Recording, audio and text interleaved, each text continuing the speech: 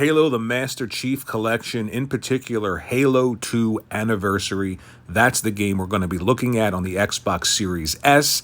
We're going to be testing out frame rate. We're going to be looking at graphical enhancements. We're going to be talking about load times. Let's get into it. Let's start off right at the main menu. We're going to select Halo 2 Anniversary, and then we are going to resume from a previously saved game.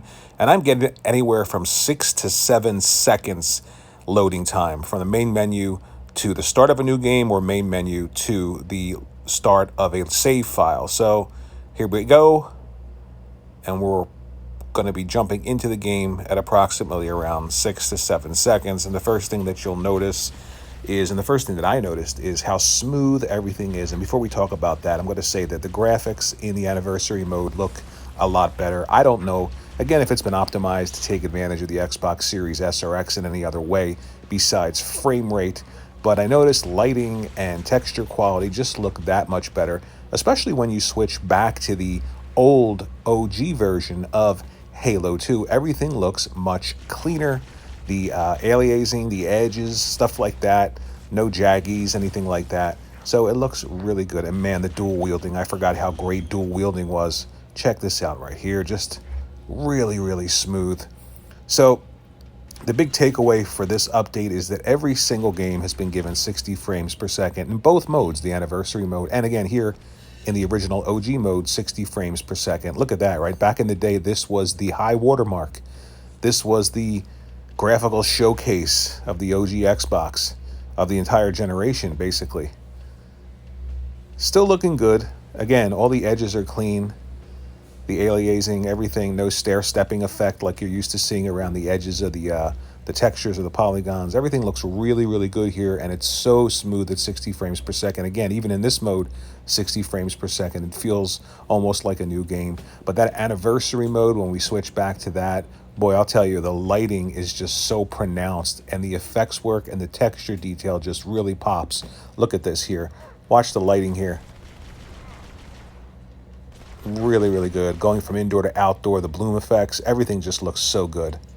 It's interesting, when I went back to play Halo 2 Anniversary in the Master Chief Collection to check out all of these new upgrades through the Xbox Series S, I was struck with just how good Halo 2 is, just from a gameplay perspective, and the way that the story is told and the way it's woven into the gameplay and into the overall experience. And Halo has suffered so much by not having that. Halo 4 was okay. Halo 5 was terrible. And hopefully Halo Infinite gets back to this kind of gameplay / story, the way that it's just meshed together. It's just so good. The way that Halo 2 begins with the Arbiter being the heretic and the Chief being the hero, and you can see the different receptions that each character is getting in their own community. It's just so good. And look at the switching here back and forth between the OG original version of Halo 2, which still looks really good. And again, it's got that 60 frames per second update. Everything looks much cleaner. And then you go to the Anniversary Edition with all the updates. Everything looks phenomenal. It's just a great game to go back to and play. The first game was good. Halo 2 is so much better than the original Halo. And Halo 3 is just as good as Halo 2. So these three games, even though the Halo 3 doesn't have the Anniversary treatment, and I wish that it did, I hope that at some point they go back and they give Halo 3 the Anniversary treatment, because I would love to see that game updated with all of these new features. So the Xbox Series S version is just really, really smooth. It's a locked 60 frames per second. And again, I don't have a frame rate counter here or anything like that, but just the experience of going in and playing this game again, you can really feel the difference. I'm going to take on these. Oh, I got smoked. So we'll check out how quickly we're loading back in. That quick, about 7 seconds. I cut that out there, but trust me, it's very, very quick. The same amount of time it takes to load from a new game from the main menu or a save file from the main menu is the same amount of time it takes to load back into the game. If you die, it's around 6 to 7 seconds, depending on the scene. So incredibly, incredibly quick. Such smooth gameplay here. Let's try and get in here and get this other guy. Let's lure him back outside. There we go. Again, the dual wielding is something that I just miss so much. That was the big feature here in Halo 2, and it's so great where you can mix and match different weapons. You can have a Covenant weapon in the left hand and a UNSC weapon in the right hand. Look how good everything looks here. Just a lot of fun here. And the cutscenes are incredible. I think it's Blur Studio that did them. And switching back and forth between the OG Xbox version and the Anniversary Edition is pretty funny. I mean, back in the day, they were incredible, right? The cutscenes, but now look at this, and look at the OG version, which still is okay, and it's nostalgic. But once we go back, I mean, everything looks phenomenal again. And this is the way that Halo needs to be. The story is central, right? The cutscenes in a first-person shooter, most people ignore, but these really evolve the story, especially done in this way by Blur Studio. They look amazing.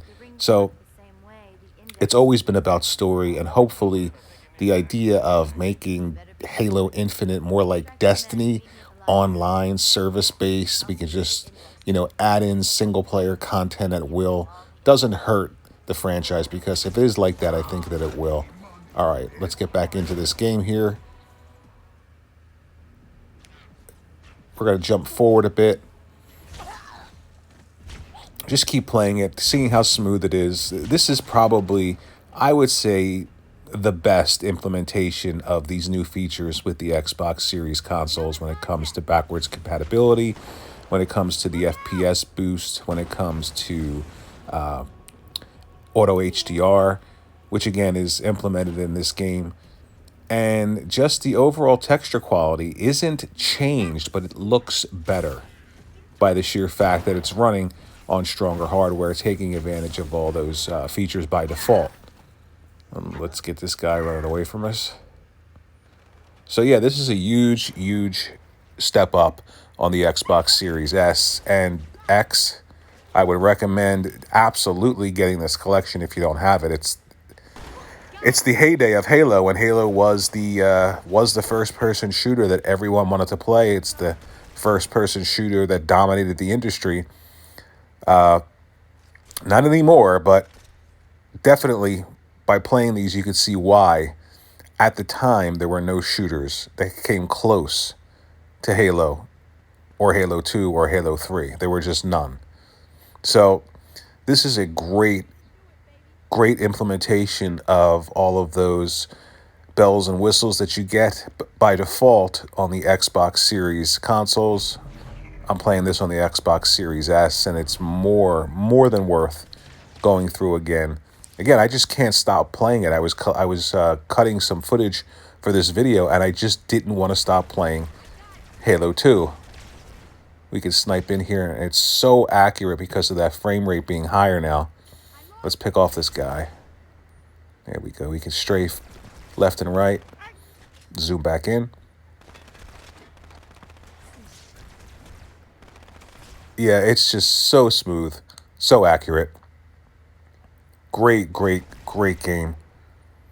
Let's try and get this one last guy here. Where is he? Did we get him? I think there's at least, no, I was wrong. Okay. So let's look around at this vista here and try and, oh, here he is. Let's switch into the OG version. Look around a bit, and then we'll go back. So this was it. This was the top of the line back in the day, right? Look at this.